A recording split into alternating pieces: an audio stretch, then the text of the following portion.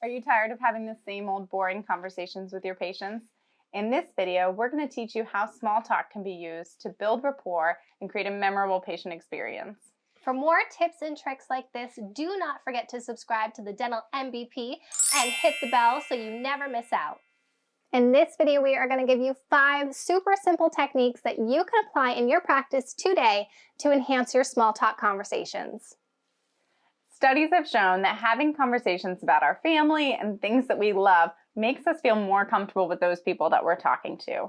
But we can't start there with that level of comfort. We really have to start at level 1 with our conversations, the small talk. We're busy. I get it. Let's learn how to have the most impactful small talk conversations in a short amount of time. These techniques have been proven to be effective when it comes to the dating world and also for building relationships in your social interactions. It's truly effective for customer building relationships and also for your teams. Step number 1, stay positive. It is super important not to disassociate with your patient when having a conversation. What is disassociation? Well, it looks something like this. Hey, Chastity, the weather has been gorgeous lately, hasn't it? Yeah, it's been too hot. I don't like the heat. Oh, so you must like the winter. Do you ski or anything? No, it's expensive. This is an awkward conversation. I'm sure that we've all had this experience where you ask a question or you throw out an idea and the instant response is no.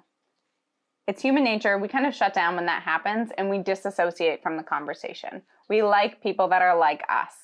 Yeah, so what's this going to look like in a different example?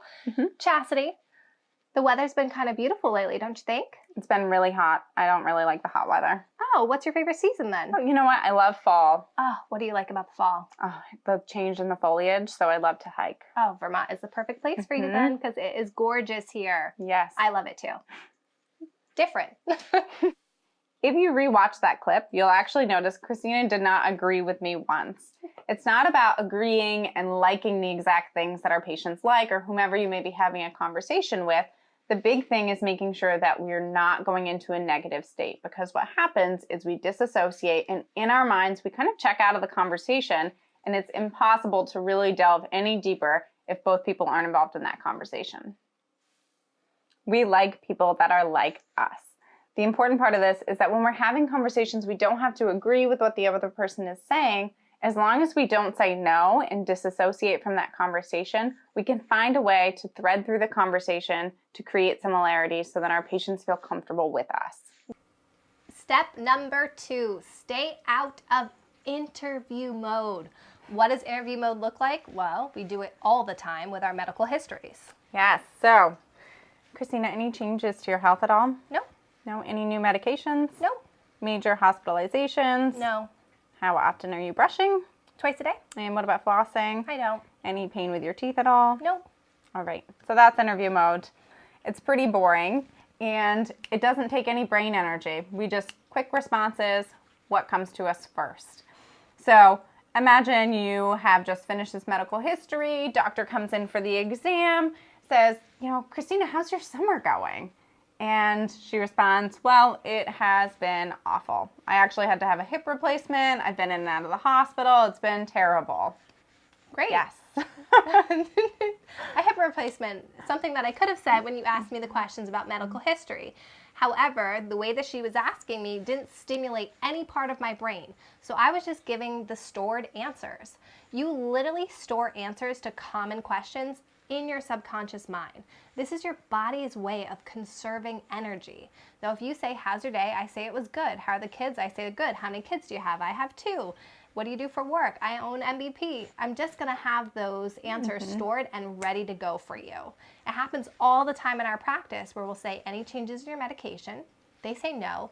And then when you ask for a list of medications, it's totally different. Yes. Or they say, I don't even take any. How does this possibly happen? That is what we call autopilot. And if your small talk is in interview mode, you're only going to stimulate autopilot and never build the relationship you're looking for. A way to stimulate people and really wake them up with the questions that you're asking is to ask more open-ended questions.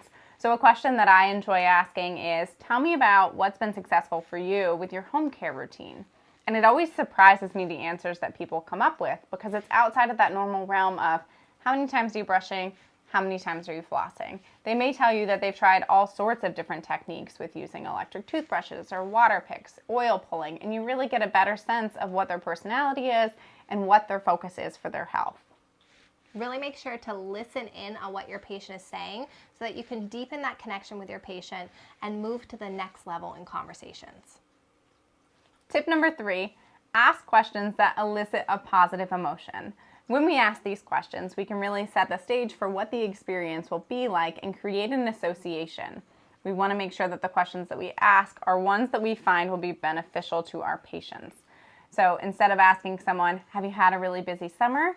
Ask them, what's the most exciting thing that you've done this summer? Or if your patient needs to be a little bit more relaxed because they have anxiety, you could ask them, what is the most relaxing thing that you've done this summer?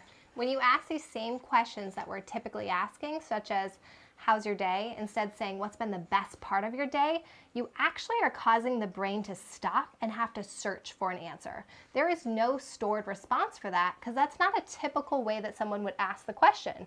And when your brain is searching through all the categories trying to find the best part of the day, what happens is you release the hormone dopamine.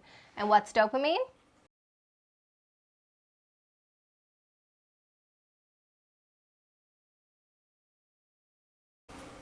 Yes, it's that. Something that gets you excited, right? And that's what we want, is we want our patients to have a nice feeling of excitement, relaxation, and wanting to be here. That right there is going to take your conversation to the next level. Step number 4, enter every conversation with your patient as if you have something to learn from them. Don't forget that small talk is your opportunity to build the relationship with your patient. Make them the hero of the story. Whenever you go into small talk conversations, the whole idea is to build that relationship, understand their values and what motivates them in their life so that you guys can move to the next level. Really have that intention to learn from them, and you'll be surprised what you can actually learn from your patients. So the 5th and final tip, find a hot button. These hot buttons are conversations that people are really excited to talk about. If you are following the tips and tricks that we gave you for small talk and you're doing the back and forth banter with your patient, what you're going to find is there's going to be something that really excites them and lights them up. Their face will light up, their body language will change, something about the conversation will shift. And you know when you have found something that is the hot button, something that really excites them. An example of this might be you're asking your patient, so what really fun things do you have planned for this summer? And they talk about their daughter's wedding. They're planning the whole thing from scratch and they're super excited to be a part of it. Well, lucky you, you found the hot button. And with a hot button, it means that you can now continue the conversation on that one topic for the remainder of the appointment. No more back and forth small talk. And when you dive deeper into a conversation that they are passionate about, you just built the most rapport and trust with your patient, and you are definitely going to be able to go to the next level of conversation. This is a great opportunity. Also, take that hot button that you found, whatever the topic may be, and put it in your treatment notes. Yes. This is going to allow you to pick this conversation up right where you left off at the next appointment. Also, importantly, it's going to allow you to make sure that your patient knows that they created a memorable experience for you. We all like to know that we were remembered as well, and it gives you that great opportunity to build trust with your patient. What small talk questions have been working for you? We want to know. Comment below so that we can share your success story. Did you like this video? Make sure to like it and share with a friend. And don't forget to subscribe to the Dental MBP so you never miss out on our videos every Tuesday and Thursday.